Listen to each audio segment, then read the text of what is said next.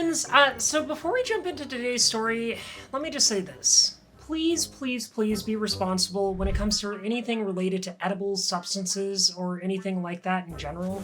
Know your limits. Stay safe, and don't take candy or questionable snack items from strangers. This video is meant purely for entertainment, and I genuinely hope you can learn from my mistakes. Alright friends, let's dive into the chaos. So you know how they always tell you as a kid, don't take candy from strangers? Well, it turns out that's pretty solid life advice, like across the board. In the wild world of furry cons, where boundaries are a little fluid, let's just say that advice holds up 100% of the time.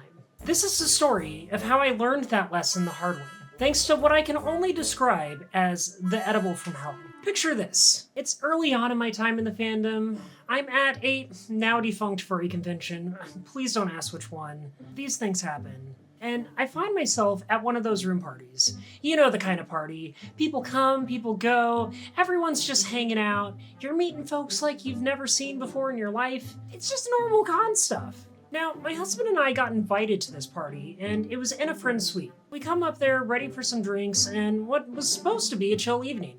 We walk into this sprawling hotel room.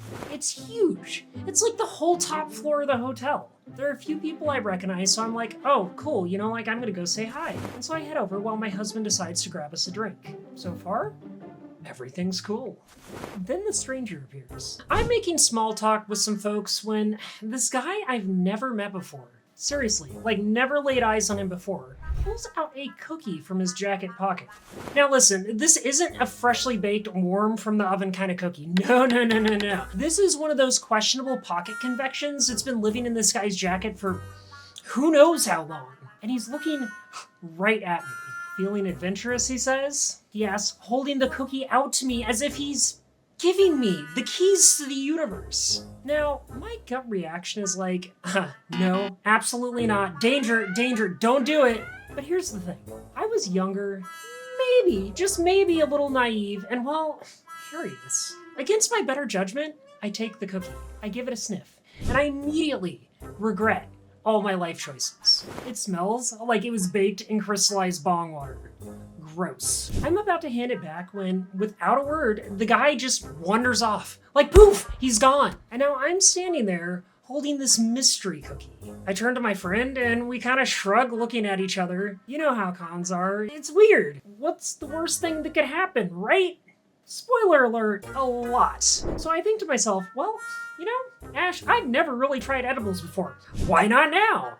And instead of taking a sensible bite, I just eat the whole thing. Chomp, gone. Now, a few minutes later, the stranger comes back, sees me and asks, hey, can I have a bite of that cookie? At this point, I'm confused. I ate the whole thing. He freezes. The color drains from his face. Then, with the gravitas of a wizard, warning you about a cursed artifact, he puts his hand on my shoulder and says, you're in for one hell of a ride. Turns out, this wasn't your average edible. Oh no, this cookie was supposed to be shared between 16 people. 16! And it wasn't just a regular edible. It was something called a moon rock, which is apparently a stoner concoction of pure, unadulterated chaos. What followed was, well, a trip. Let me tell you. When this thing hit, it hit like a freaking freight train.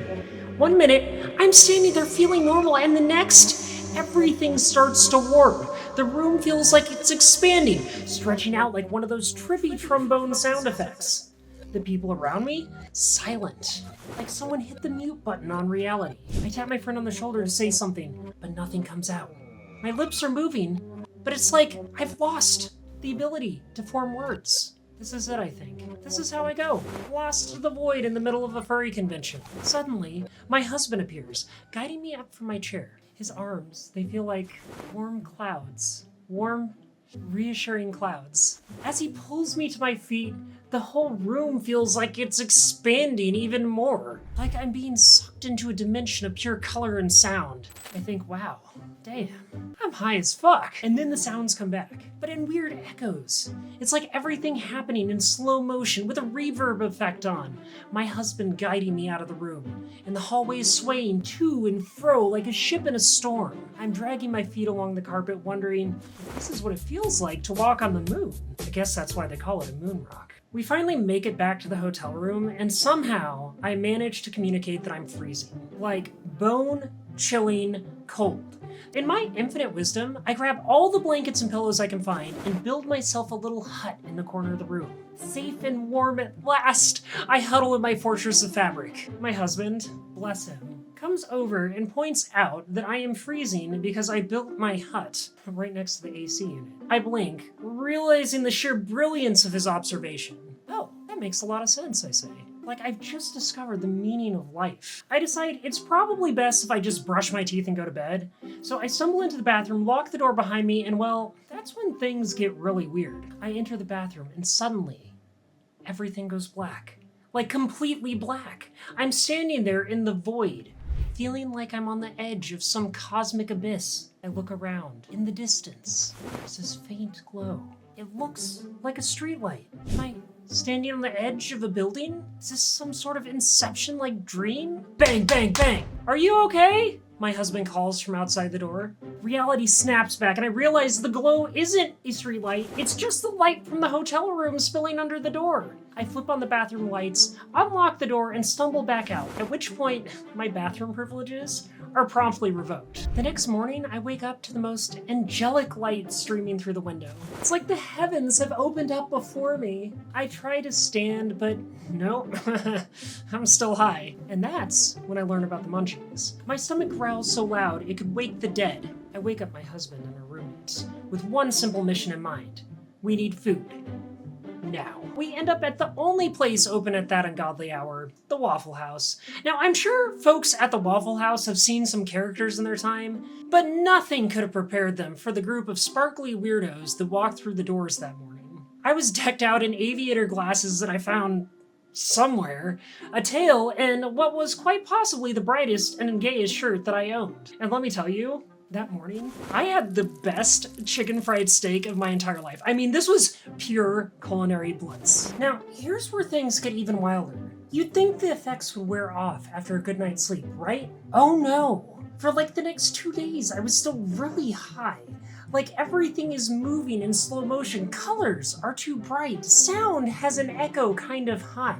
I swear, it was like living in a dream I couldn't wake up from. After those 2 days, things mellowed out. But I was still vibing hard. Just pure vibes. Everything was cool, calm, and hazy for the rest of the week. It was like being in a constant state of relaxation, but also being slightly disconnected from reality. And that's when I realized this could have ended up a whole lot worse. I was lucky that all I got was a week of weirdness. But seriously, learn from my mistakes. Don't be like me. Don't eat an edible meant for 16 people. That's not a vibe you want to chase. So what's the takeaway here? What's the moral of the story besides, I guess, the Waffle House is a gift to humanity when you're high? Don't take candy or sketchy pocket cookies from strangers at cons. Seriously, just trust your gut on that one. And maybe don't eat a whole edible meant for 16 people in one go. Just don't do that. Hey, thanks for sticking with me through this wild ride.